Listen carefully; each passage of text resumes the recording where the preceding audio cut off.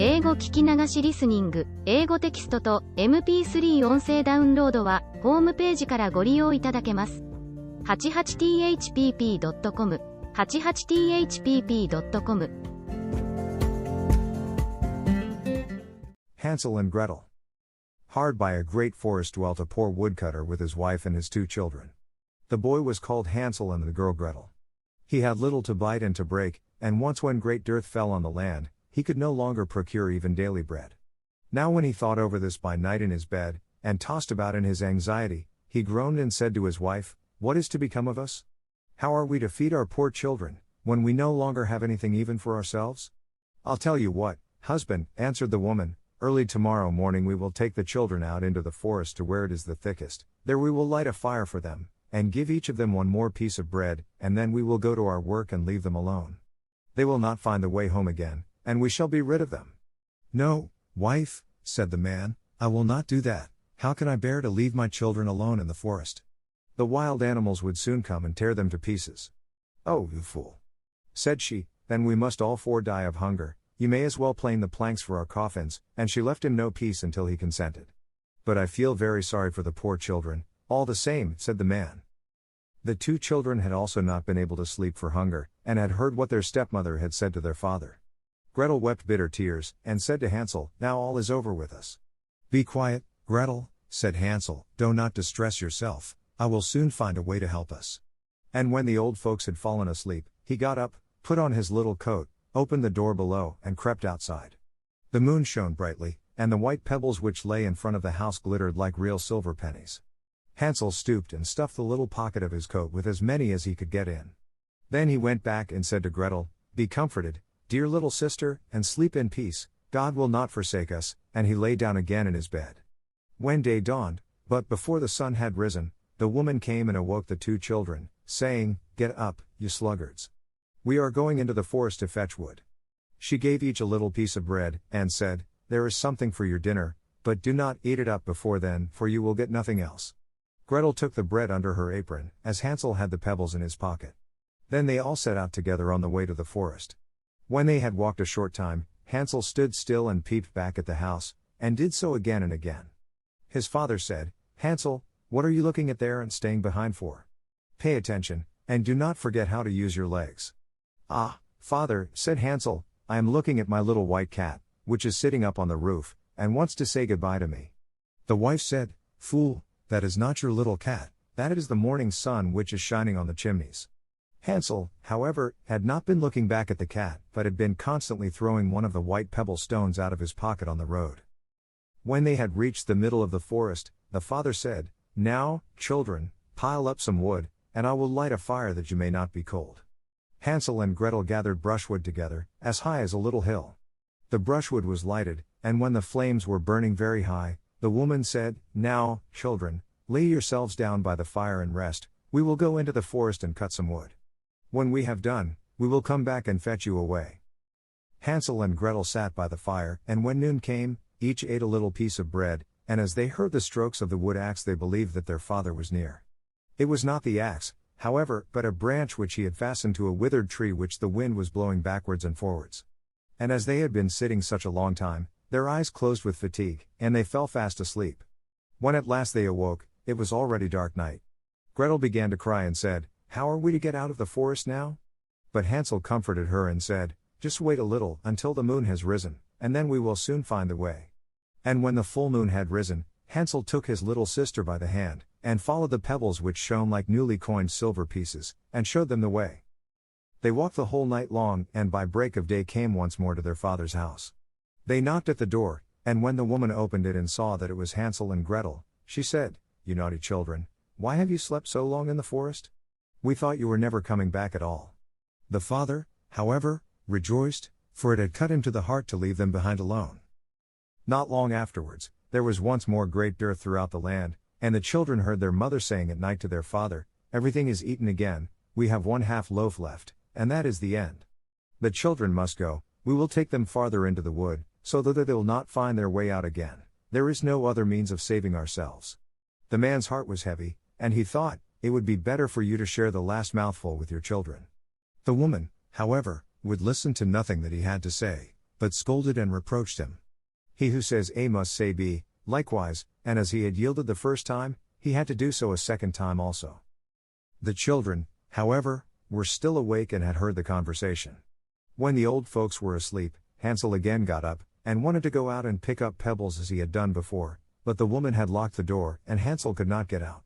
Nevertheless he comforted his little sister, and said, "Do not cry, Gretel, go to sleep quietly, the good God will help us." Early in the morning came the woman, and took the children out of their beds. Their piece of bread was given to them, but it was still smaller than the time before. On the way into the forest Hansel crumbled his in his pocket, and often stood still and threw a morsel on the ground. "Hansel, why do you stop and look round?" said the father. "Go on." "I am looking back at my little pigeon which is sitting on the roof, and wants to say goodbye to me," answered Hansel. "Fool!" said the woman, "that is not your little pigeon, that is the morning sun that is shining on the chimney." Hansel, however, little by little threw all the crumbs on the path. The woman led the children still deeper into the forest, where they had never in their lives been before. Then a great fire was again made, and the mother said, "Just sit there, you children, and when you are tired you may sleep a little. We are going into the forest to cut wood, and in the evening when we are done, we will come and fetch you away." When it was noon, Gretel shared her piece of bread with Hansel, who had scattered his by the way. Then they fell asleep and evening passed, but no one came to the poor children. They did not awake until it was dark night, and Hansel comforted his little sister and said, "Just wait, Gretel, until the moon rises, and then we shall see the crumbs of bread which I have strewn about. They will show us our way home again." When the moon came they set out, but they found no crumbs, for the many thousands of birds which fly about in the woods and fields had picked them all up. Hansel said to Gretel, "We shall soon find the way," but they did not find it. They walked the whole night and all the next day too from morning till evening, but they did not get out of the forest, and were very hungry, for they had nothing to eat but 2 or 3 berries, which grew on the ground. And as they were so weary that their legs would carry them no longer, they lay down beneath a tree and fell asleep. It was now 3 mornings since they had left their father's house.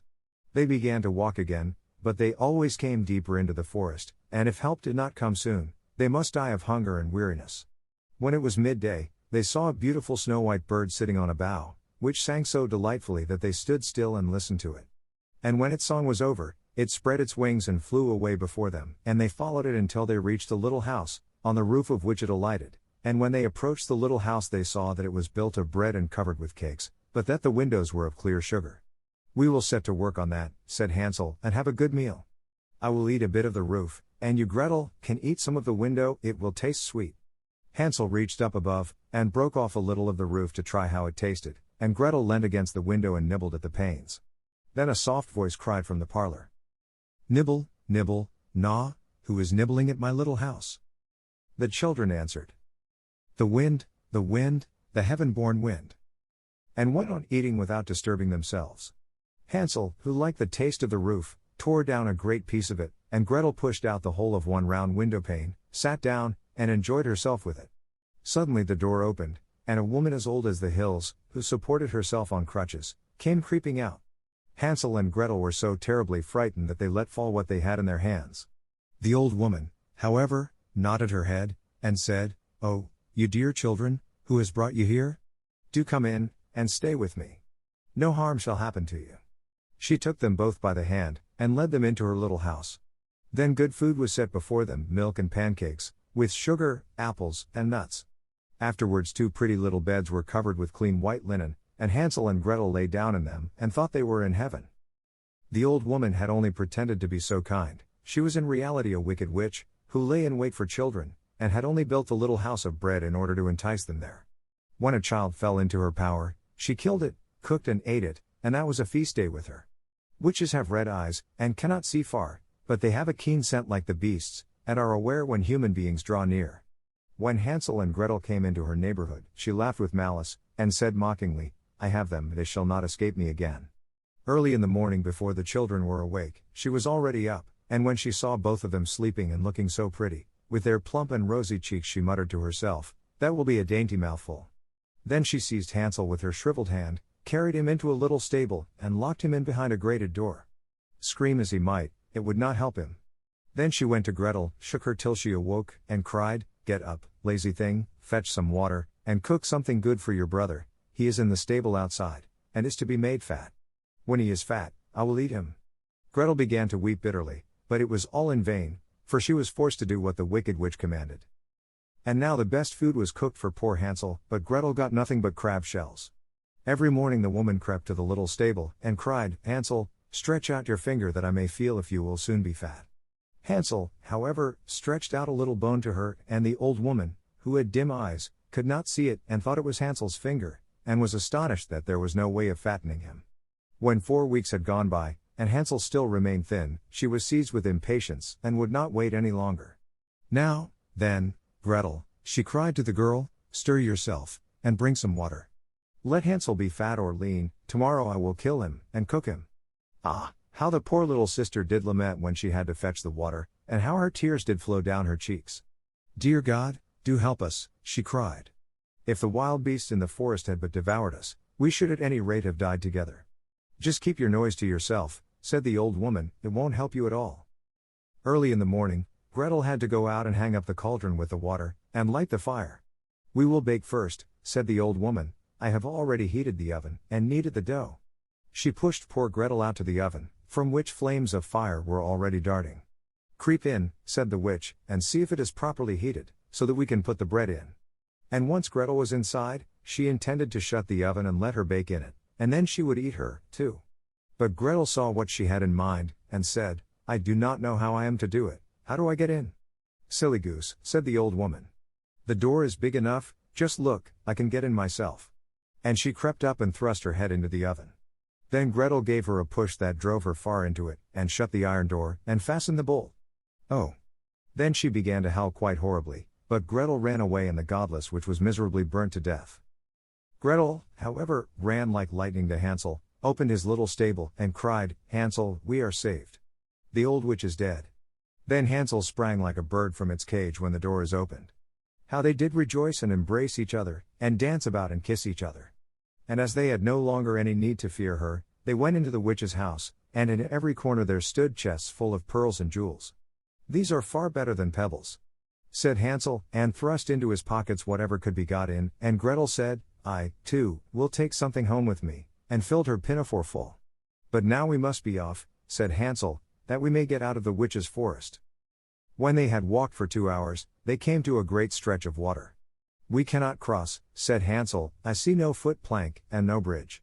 "And there is also no ferry," answered Gretel, "but a white duck is swimming there. If I ask her, she will help us over." Then she cried, little duck, dost thou see, Hansel and Gretel are waiting for thee?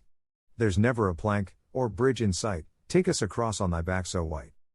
The duck came to them, and Hansel seated himself on its back, and told his sister to sit by him. "No," replied Gretel, "that will be too heavy for the little duck, she shall take us across, one after the other."